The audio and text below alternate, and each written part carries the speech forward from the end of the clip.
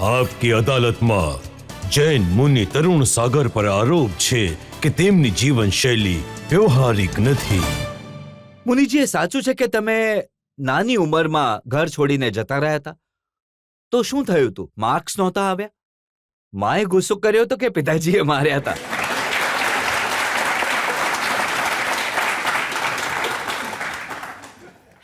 જો મારું જે વૈરાગ્ય છે એ ગોડ ગિફ્ટ છે, અને ના તો એવું કંઈ થયું છે, ના તો એવું કંઈ જોયું, ના તો માએ ગુસ્સો કર્યો, ના પિતાજી નારાજ થયા. ઈશ્વર પ્રદત્ત સંસ્કાર જે મને મળ્યા, જેના કારણે મેં ઘર છોડ્યું, પરિવાર છોડ્યું, સંસાર છોડ્યો અને મહાવીરના રસ્તા પર આવી ગયો. અને મને લાગે છે કે રજતજી, મેં પણ છોડ્યો છે, તમે પણ છોડ્યો છે, પણ બંનેમાં બુનિયાદી તફાવત છે. અને એ તફાવત એ છે કે મેં ભગવાનને મેળવવા માટે સંસારને છોડી દીધો, તમે સંસારને પામવા માટે ભગવાનને છોડી દીધા.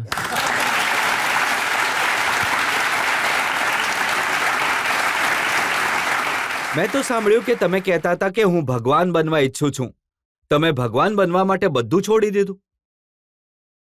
આમાં પણ તો લાલચ છે.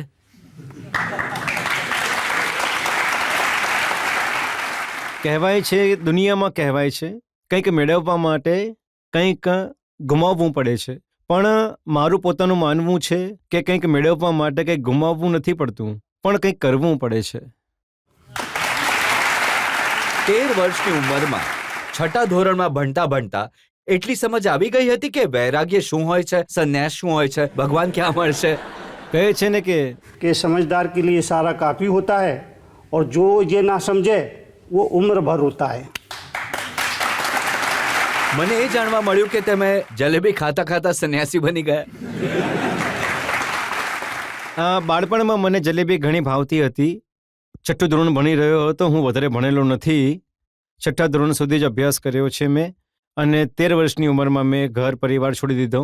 તો બાળપણમાં મને જલેબી ઘણી ભાવતી હતી. સ્કૂલથી પાછો ઘરે જઈ રહ્યો હતો અને એક હોટેલ આવતી હતી, ત્યાં બેસીને જલેબી ખાઈ રહ્યો હતો. પાસે જ જે મારા ગુરુ છે આચાર્ય પુષ્પધન સાગરજી આચાર્યજી મહારાજ, એમનું પ્રવચન ચાલી રહ્યું હતું. અને પ્રવચનમાં એ કહી રહ્યા હતા કે તમે પણ ભગવાન બની શકો છો. આ શબ્દ જ્યારે મારા કાનમાં પડ્યા તો જલેબીનો રસ તો જતો રહ્યો અને ભગવાન બનવાનો રસ ઉત્પન્ન થઈ ગયો અને હું જતો રહ્યો. પણ ભગવાન બનવા માટે ખાવાનું છોડ્યું, પીવાનું છોડ્યું, કપડાં જ છોડ્યા, તો હવે એવું નથી લાગતું ને કે ક્યાંક ભૂલ થઈ ગઈ? પહેલા જ બરાબર હતા. મને મારા નિર્ણય પર ક્યારેય પસ્તાવો નથી થયો. એક ટીસ મારા મનમાં જરૂર કહે છે કે મેં જિંદગીમાં કોઈ મુર્દા નથી ફૂંક્યો. પણ એક દિવસ મને લાગ્યું જેમ કે મહાવીર મને કહી રહ્યા હોય કે તરુણ સાગર, તારો જન્મ મુર્દા ફૂંકવા માટે નથી થયો, પણ મુર્દા થઈ રહેલા સમાજમાં પ્રાણ ફૂંકવા માટે થયો છે. અને હું એ જ દિવસથી સમાજમાં પ્રાણ ફૂંકવા માટે નીકળી પડ્યો અને આજ સુધી એ જ કામ કરી રહ્યો છું. નહીં, પણ સાંસારિક રીતે મેં સાંભળ્યું કે તમે એક જ વાર જમો છો, તમે નહાતા નથી, બોલો તમે બ્રશ નથી કરતા, દાંત સાફ નથી કરતા. આ કેવું જીવન છે? તમે બિલકુલ ઠીક સાંભળ્યું છે. હું નગ્ન રહું છું, દિગંબર રહું છું. દિગંબર અવસ્થા જે છે એ પ્રાકૃતિક રૂપ છે, યથાવત મુદ્રા. જૈન શાસ્ત્રમાં કહેવાયું છે મુનિ એ હોય છે જે સમાજની નગ્નતાને ઢાંકવા માટે પોતાના તનના વસ્ત્ર સુધી ઉતારીને ફેંકી દે છે. પણ મુનિજી, એ જૂના જમાનાની વાતો, 21મી સદીના જમાનામાં દુનિયા ક્યાં પહોંચી ગઈ અને તમે વગર કપડાએ ફરી રહ્યા છો? મારું પોતાનું માનવું છે કે પહેલાં દુનિયાએ સમજવું જરૂરી છે કે દિગંબર મુનિ શું હોય છે. માત્ર આ પીછી અને આ જડ પાત્ર છે, કમંડળ, આનાથી લેવાથી કોઈ મુનિ નથી બની જતું. મુનિના સંબંધમાં હું 4 પંક્તિ કવિતાના રૂપમાં બોલવા ઈચ્છીશ कि दिगंबर साधु किसे कहते हैं, दिगंबर मुनि किसे कहते हैं? जिसके पैरों में जूता नहीं, सिर पर छाता नहीं, बैंक में खाता नहीं, परिवार से नाता नहीं, उसे कहते हैं दिगंबर मुनि। जिसके तन पर कपड़े नहीं, जिसके मन में लफड़े नहीं, जिसके वचन में झगड़े नहीं, जीवन में कोई रगड़े नहीं, उसे कहते हैं दिगंबर मुनि। जिसका कोई घर नहीं, किसी बात का डर नहीं, दुनिया का असर नहीं और जिससे बड़ा कोई सुपर नहीं, उसे कहते हैं दिगंबर मुनि।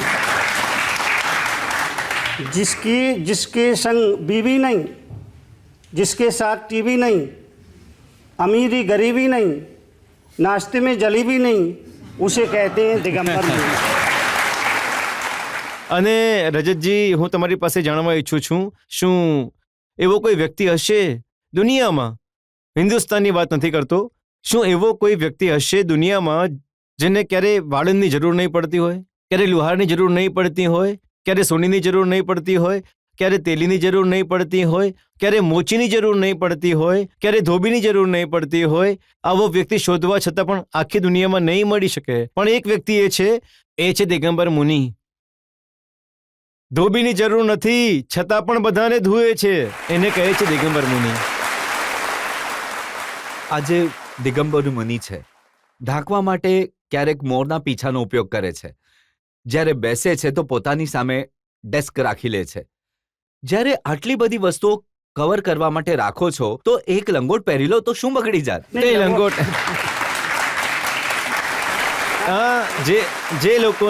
જે લોકોને મારી મુદ્રાથી પરેશાની છે, તો હું 1 મીટરની લંગોટ પહેરું એના કરતાં સારું છે એ થોડું કપડું આંખો પર નાખી લે, જ્યારે મુનિ દેખાય છે એને ઢાંકી લે, વાત પૂરી થઈ જશે.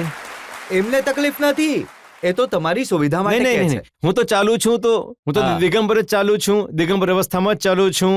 અને જો બદલાતા જમાનામાં જ્યાં કાર છે, જ્યાં ટ્રેન છે, બુલેટ ટ્રેન ચાલે છે, રોકેટ થઈ રહ્યા છે, વિમાન છે, તમે પગપાળા ચાલો છો. પગપાળા એટલે ચાલીએ છીએ કે જો ગાડીમાં બેસીશું તો ગાડી એમની પાસે છે નહીં. મુનિ તો એ હોય છે જે તલ જેટલો પણ પરિગ્રહ પોતાની પાસે નથી રાખતા. આ પીછી અને આ કમંડલ. તમે જો કારમાં જાઓ, તમે જો ટ્રેનમાં જાઓ તો વધારે લોકોને મળી શકો, વધારે જગ્યાઓ કવર કરી શકો. આપકી અદાલતમાં આવવામાં તમને 6 મહિના લાગી ગયા. મહાવીરે કહ્યું કે જીવો અને જીવવા દો, પહેલા પોતે જીવો. જો તમને પોતાને જીવતા આવડી ગયું તો દુનિયાને જીવનની તક પોતાની મેળે મળી જશે. અલગથી તમારે કંઈ નહીં કરવું પડે. મુનિજી, સમય સાથે બદલવાનું હોય છે ને. ભગવાન મહાવીરના સમયમાં ફોન તો નહોતા, માઇક્રોફોન નહોતા.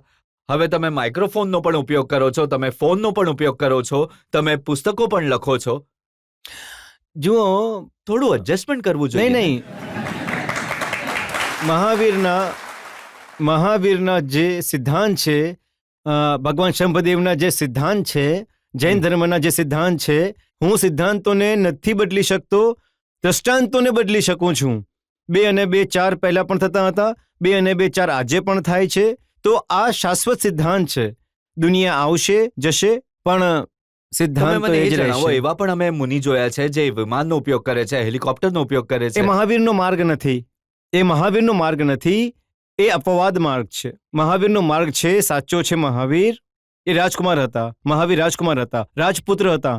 પણ એક સમયે એમને વૈરાગ્ય આવ્યું અને એમણે બધું છોડી દીધું. એક વાત યાદ રાખવી જોઈએ, મહાવીરે કહ્યું મેળવવું છે તો કંઈક છોડો, કંઈક મેળવવું છે, કંઈક છોડો.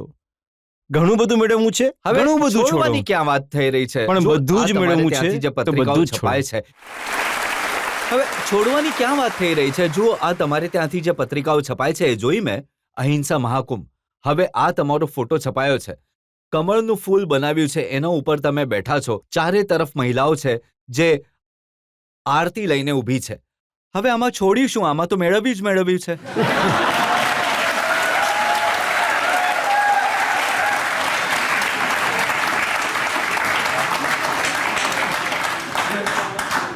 मंजिल मिले ना मिले, मंजिल मिले ना मिले, ये मुकद्दर की बात है. हम कोशिश ही न करें, ये तो गलत बात है.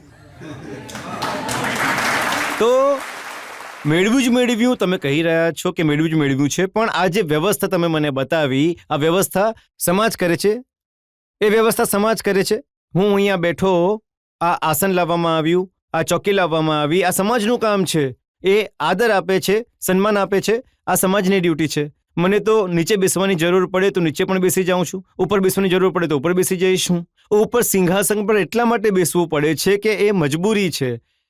લાઇટ જતી રહે છે તો દીપક સળગાવીએ છીએ અને દીપકને ઊંચા સ્થાન પર રાખીએ છીએ. એટલે રાખીએ છીએ કે જેથી એનો પ્રકાશ ચારે તરફ ફેલાય.